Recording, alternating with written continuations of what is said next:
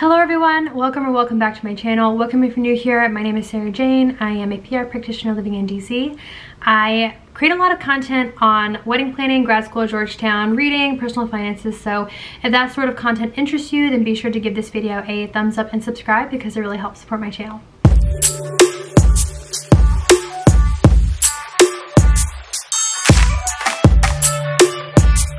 So today is my September TBR. I cannot believe we are already in September. I feel like this year is just flying by. I'm not ready for it. So September is a bit of a transition month for me. I still incorporate summer reads at the beginning of the month and then transition more into like fall reads near the end of the month. So my TBR kind of has like a flux of both. And so I wanted to share that today. I have 6 books for sure on my TBR. There's a tentative 7th. We'll get into that. But anyways, okay, so let's start with the first book. So I'm going to the beach for Labor Day weekend, and I plan on reading while I'm on the beach, which I'm really excited about. Reading on the beach is honestly one of my favorite things. There's something just so relaxing about it. So I plan on bringing Malibu Rising with me by Jenkins Reid. This has been read by my book club, who they liked it, and I've heard good things about this on BookTube and Book Talk, so I'm really excited to check this book out. I was a big fan of The Seven Husbands of Evelyn Hugo, so yeah, I'm really excited to see what this book is going to be about. I would read the back of this book, but from what people have told me, the back of this book does not really do it justice for the plot. So I'm not going to read the back of the book, but apparently it's about like one forgettable night. So the next book I plan on bringing with me is A Court of Frost and Starlight. So this is the 4th book in the ACOTAR series.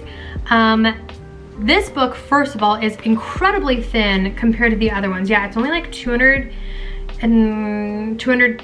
pages plus some change. So I'm really like nervous because I feel like I've flown through the previous 3 ACOTAR books and I really enjoyed them all, and so I'm really hoping like, okay, well this is so thin, like is it gonna be good? But I'm gonna read the back. Fair Horizon and their friends are all busy rebuilding the Night Court in the vastly altered world beyond, recovering from the war that changed everything. But winter solstice is finally approaching, and with it the joy of hard-earned reprieve. Yet even the festive atmosphere can't keep the shadows of the past from looming.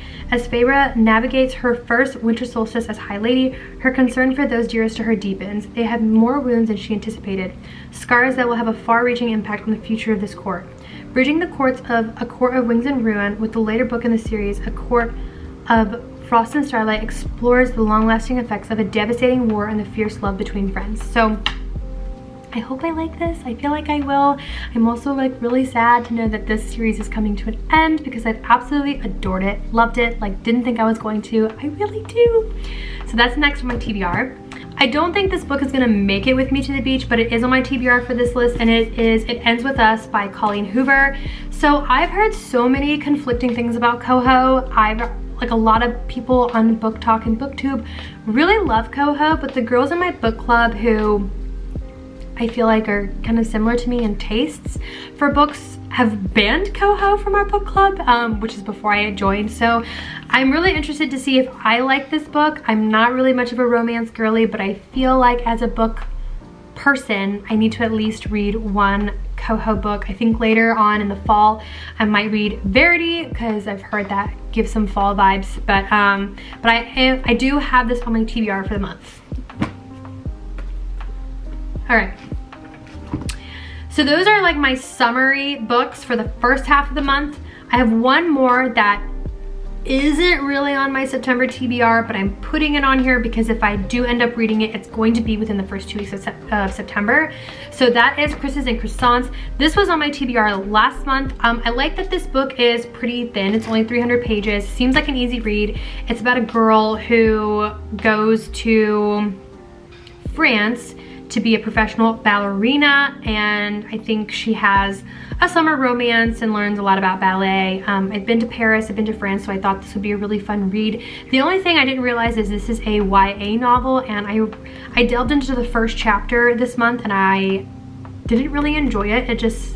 The language is a little bit too juvenile for me, but I really do want to try to give this a chance because I know that a lot of people who have read this book like it, but If I do end up reading it this month, it will be in the middle of September, because after that I'll be decorating for fall and switching to fall reads, which then goes into my next couple books. So this is where my like more thrillery, like spooky vibes are gonna start coming in. So first off, I have All Good People here by Ashley Flowers. So if you guys read Crime Junkie, this is the same author as the narrator for Crime Junkie, which I love Crime Junkie. So when I found out she had a book, I was super excited to check it out. The synopsis is kind of long, but it says, everyone from Waukerusa, Indiana remembers the infamous case of January Jacobs, who was discovered in a ditch hours after her family awoke to find her gone.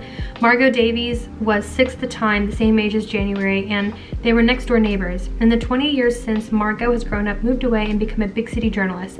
But she's always been haunted by the feeling that it could have been her, and the worst part is January's killer has never been brought to justice.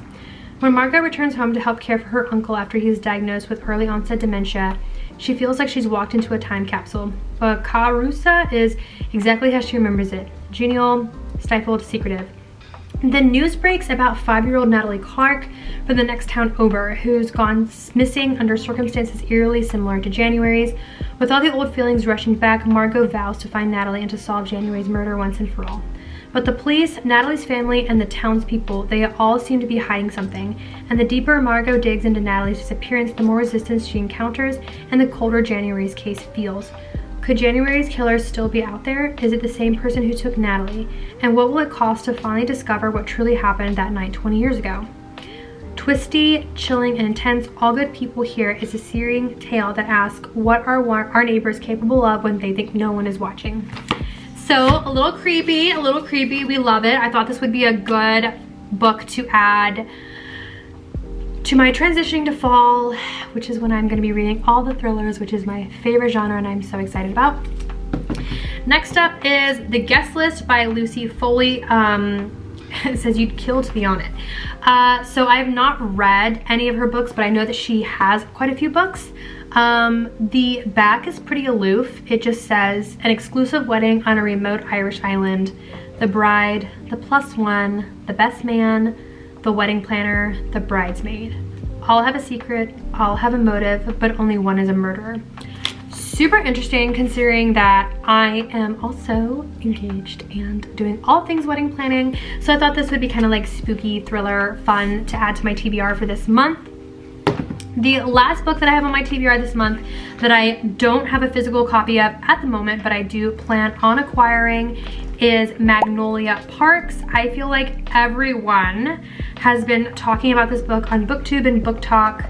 If you're not familiar, let me pull up the synopsis.